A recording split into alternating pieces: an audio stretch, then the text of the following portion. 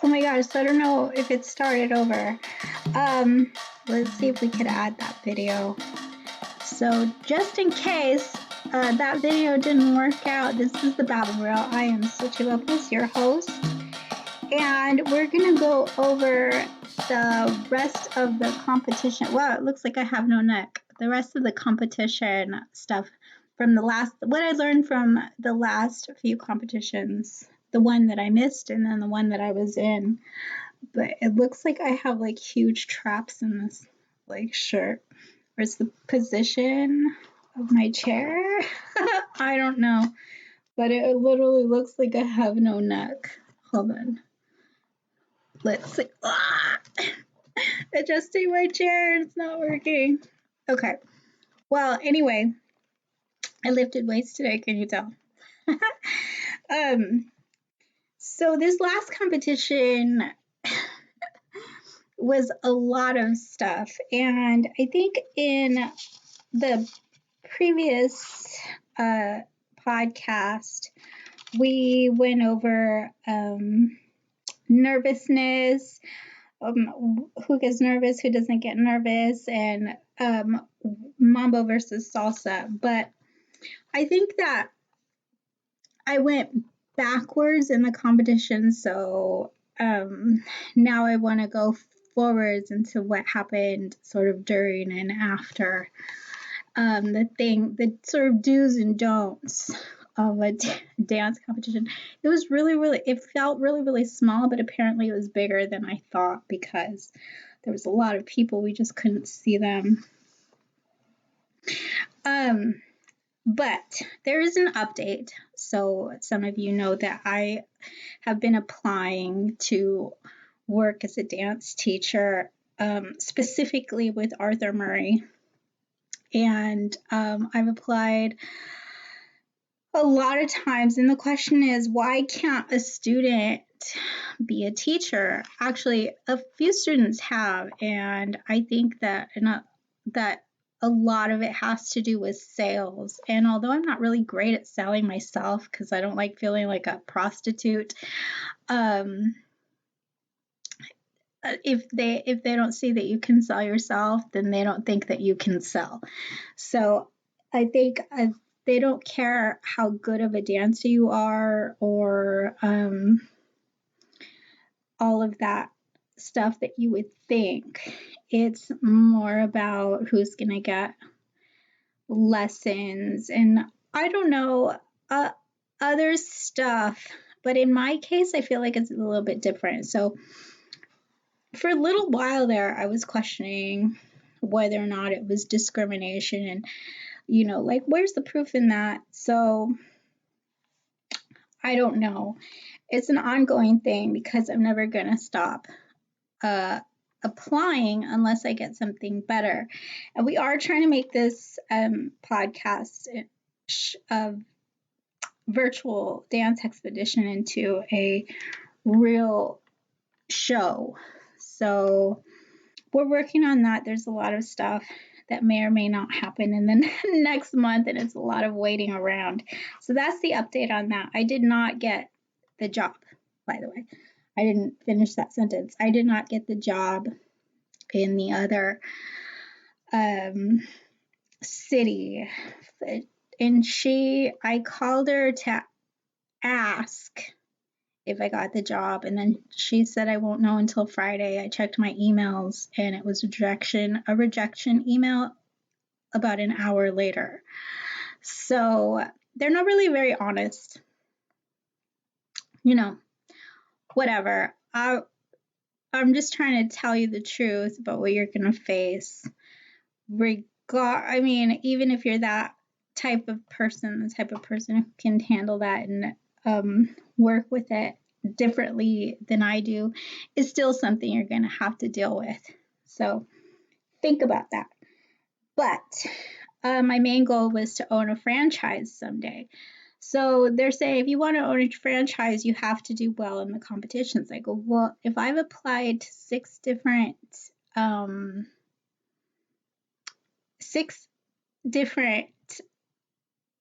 studios, oh no, my video stopped. 6 different studios, and none of them hired me. And the coaches, the judges are the ones that own the studios. If I'm in competition and they wouldn't hire me, why would they like me in the competition? So there's a lot of that sort of weighing out stuff that I had to do to spend like $8,000 on one competition, equaling maybe half an hour to an hour of dance. And that's a lot of dance, actually. Some competitions, you just do it a couple of times, like you're dancing 15 minutes when you're not practicing. You're performing for 15 minutes or less. But in these, it's like 60 dances. So I had to be really prepared, and I've been looking up other competitions. It's way cheaper. Other sort of mainstream competitions are way cheaper. And I'm trying to make sense of the expense. Why does it cost so much? But you do get like a show, like a show from professional dancers. So I kind of want to check out the other competitions. I've been to salsa competitions, but it's not really the same as ballroom.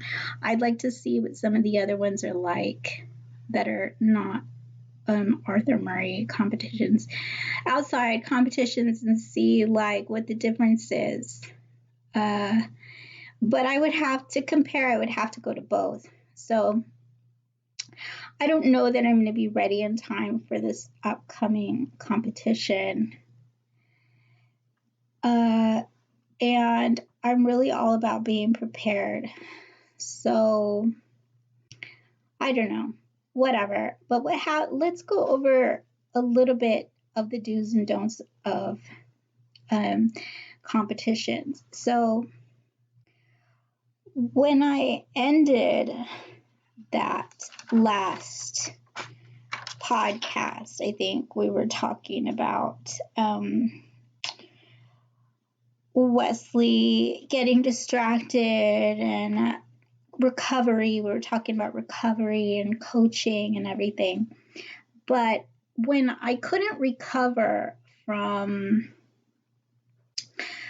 I couldn't use my recovery dances. You know, when you mess up, you have to be able to recover, and I kind of just couldn't get in.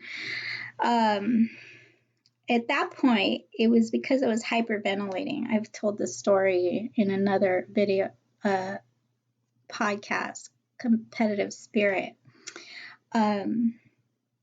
So in the lesson before the competition, I remember that I just wanted to learn new stuff. And I feel like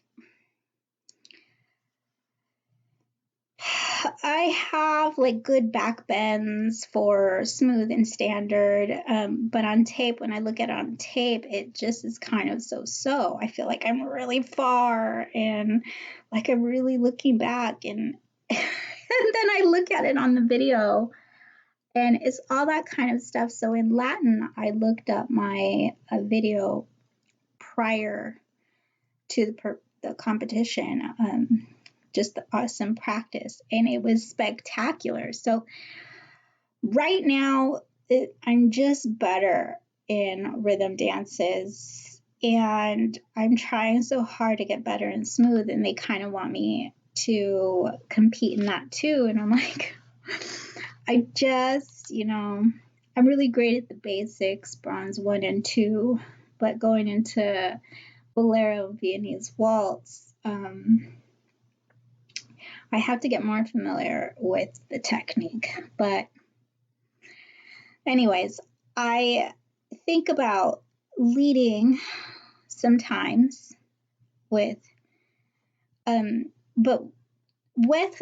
because Wes loves to follow. And these are all the things that I think about in competition is what am I going to do in the future? One of them being smooth dances and the other one being leading same-sex competitions. And if I can't get a male partner to participate in the other outside competitions, because to take a teacher is really expensive. It's like $1,000. Like you have to pay for the time that they're not in the studio unless it's on a weekend or they take the day off. And they'd much rather get paid, so it's not likely that they would do it unless they were paid. But I'm not sure if they're getting paid or if they pay the studio. It's one of those things where if they don't get paid, then they pay the studio, and what is the point of that? But that's the issue with Pro-Am. So I was thinking about leading and just helping, like practicing and helping to train a younger, shorter female dancer. And I thought I found somebody. I was at the yoga shop with my mom after my lesson. And she had just gotten her nails done, and there was this really cute girl at the cash register. And I don't know, I don't think like men, as far as being a leader and stuff like that, I don't think like, oh, she's sexy, or even that she was like, oh, she's cute, oh my god. And the first things that enter my mind when I see somebody like that, I hate to say this, but it's really more revolved over my career, my hobbies. Like, if she's cute and our looks, the way we look together, kind of matches. I could do something with my hair and we could really match. I was a little bit taller than her without heels, and I was like, I could lead that. She looked lightweight and it was like a perfect matching. And I wanted to ask her, like, do you dance? I'll train you. I'll help you. We could work this out. But I just got really nervous about it and shy because I was with my mom. And I didn't want to I think that asking people out in front of your mother is kind of weird. We don't have that kind of relationship. So I don't do that kind of stuff.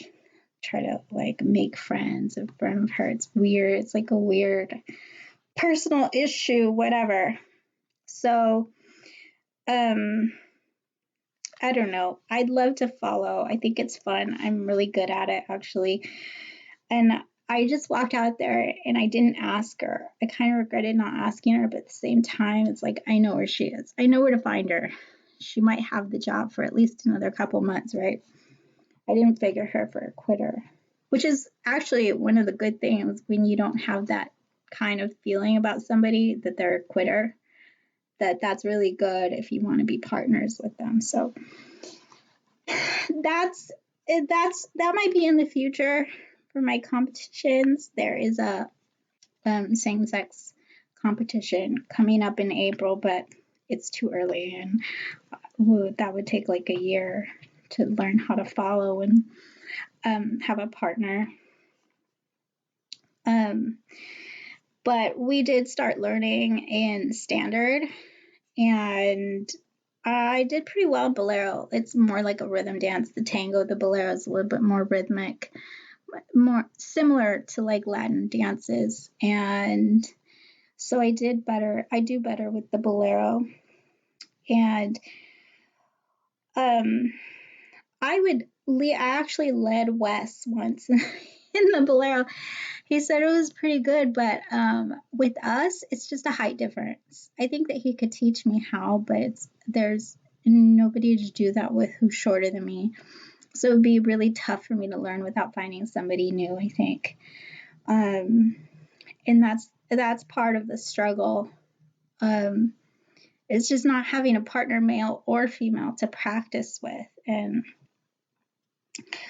I don't know. Nobody likes to practice me because I'm a sweater. I sweat and I work hard, so I sweat. I know it's gross. My hair gets all wet. Now that it's short, it kind of swings in your face.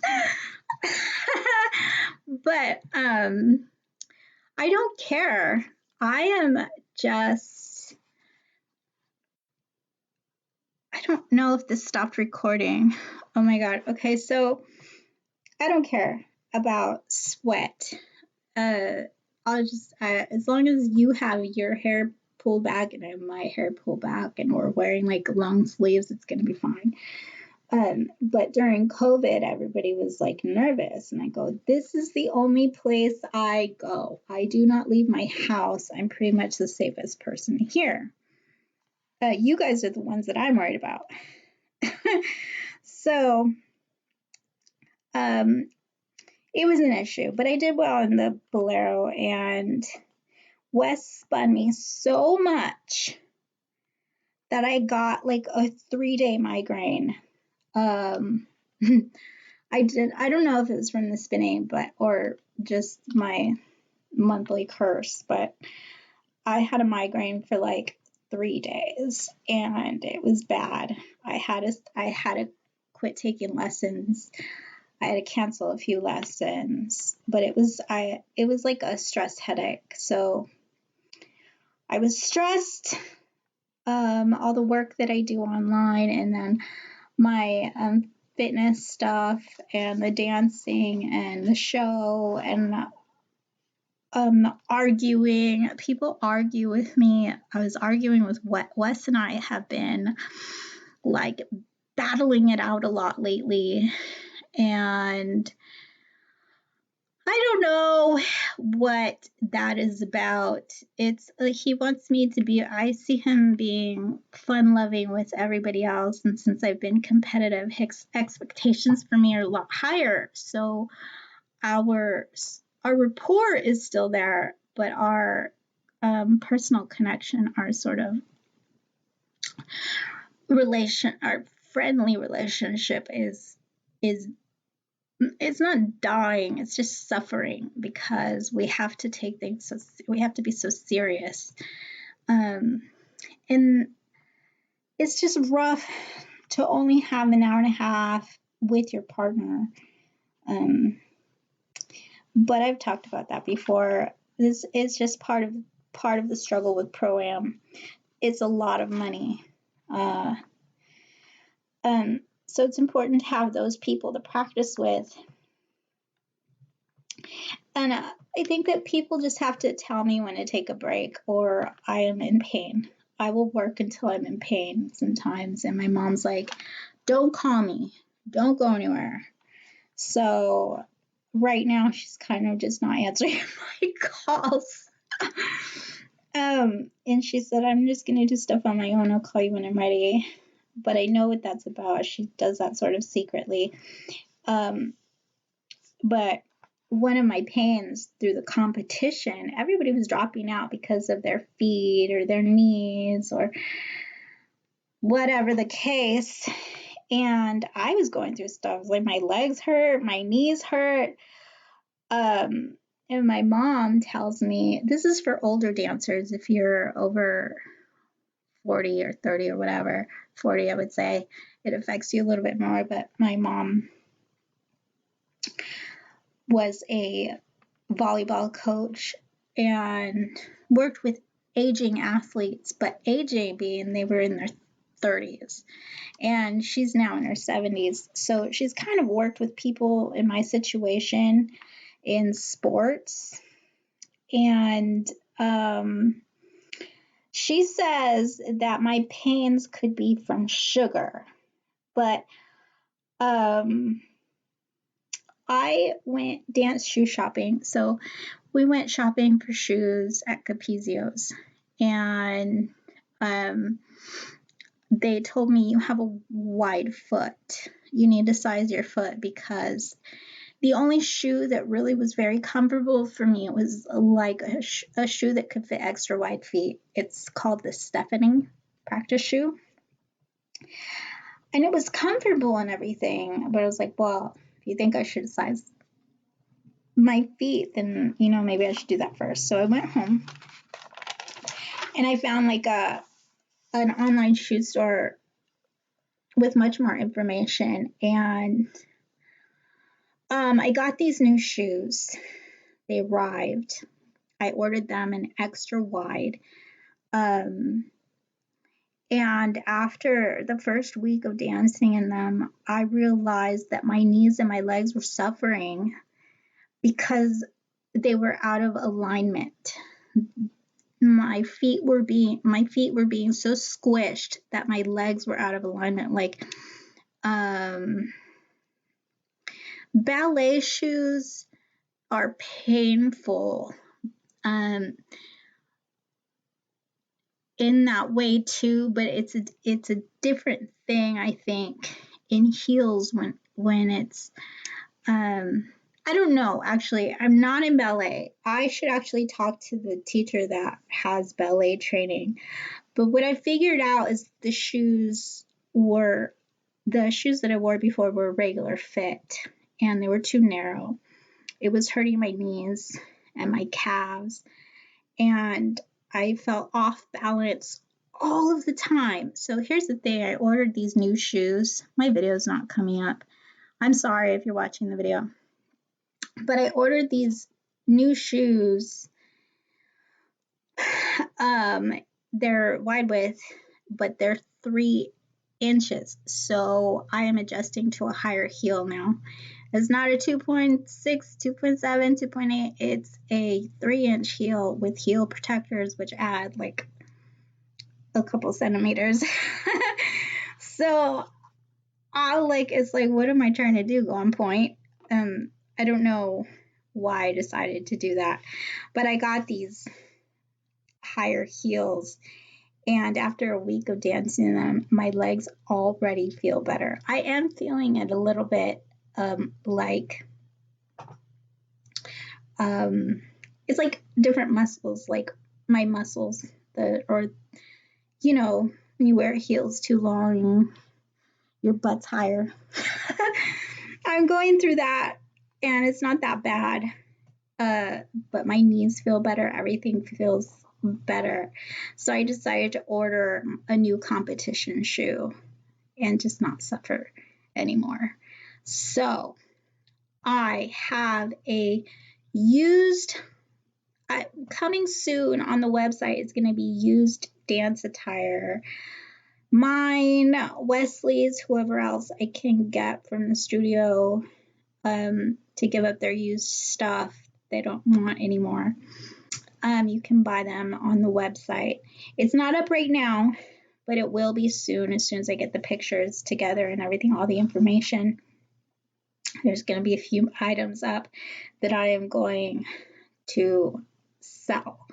My competition outfits, my showcase outfits, my shoes, stuff like that, and anything that just doesn't fit me anymore. And luckily, none of my stuff is damaged. I only wear them every now and again. So look forward to that. This new discovery of wide width shoes is like finding gold to me. Everything is better now. I feel so much better.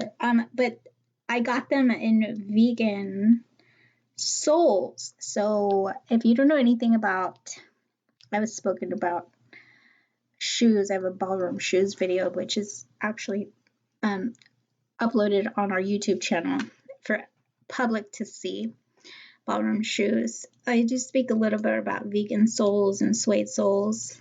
Suede soles are animal product, and vegan soles don't need a lot of brushing. You don't have to brush them for like months. They're sort of a thinner material on the bottom, and it takes them getting, I'll tell you the truth about vegan soles, it takes them getting used to. They're a little bit so it's like just when you've just brushed your shoes and you have suedes, and it's just a little bit stickier to the floor, and so the turns and the spins I'm struggling to balance on the vegan soles. And I don't know if it's the soles or the 3-inch heels, but it's an adjustment for me. The vegan soles, the 3-inch heels. Everything is new, and my legs are trying to get themselves back in alignment. So it's everything's new, and Wesley's like, are you always off balance? I'm like, Jesus, I'm sorry. I'm like, it's just the heels. Just give me a while. I'm breaking them in. I'm trying to get used to this. Okay. I don't wear heels in my real life. I don't. So I just wear them a couple hours a week, and it takes some getting used to. I don't wear them when I practice at home because I don't have wooden floors. But I will try to invest in a wooden floor. They're just kind of expensive, and there's not I would have to get a really big one for my practice. But I can give you a link in this video to shoe sizing sites and stuff, and hopefully we can do something about this shoe issue, help people out. But we just opened a store on our website selling basic dance attire, sweatshirts, leggings, masks, t-shirts. So go check that out too. That's actually up already. We're adding new items all the time. And the very first month, I should have said this in the beginning of the video, actually. In the very first month, all month, 20% off. So a $42 sweatshirt. Actually, I feel like I should have charged $50. An average sweatshirt for premium quality, the premium quality is like $50. And we have low priced it to $42 to an original price of $42. But this month, the sweatshirt is 20% off. So that takes care of the shipping and everything if you're overseas or whatever. The Ba.Bl sweatshirts, they're really nice. If you get one, please leave a review. But anyways, I'm going to be looking at my favorite dances, my favorite shoes, and all of that in the future, and give you more information about it. But the great thing about the shoes is that there's no more stretching. I used to spend 15 minutes a day, like 2 hours a week, for 2 weeks, stretching my shoes so my foot would fit because I had a teacher that told me they're supposed to be that way. And what a lie. I can't even believe I was so naive that I believed it. But don't fall for that trick. If you're too good of a dancer, better than the teachers that are going to try to get you to quit. I shouldn't say that. Oh my God, I'm going to get in so much trouble. Wesley's going to hate me. My studio's going to ask me to leave. Oh my God. But these are true facts. These are true facts I'm talking. We're going to be talking to my mother about coaching. In the previous podcast, we also talked about women coaches. So my mother was a coach in sports. And although this is a dance podcast, we do talk about dance as sport. So we're going to be talking to my mom about the aging dancer and coaching as a female, and her experiences from an athlete to a coach, and coaching people of all different ages and lifestyles, and we're just gonna be going over women as coaches. So if you are interested in that podcast, subscribe. You can watch our videos. you can subscribe to the YouTube, join our emailing list so I can add you on to the private viewings of these videos, or you can continue to download these audio podcasts here on Podbean.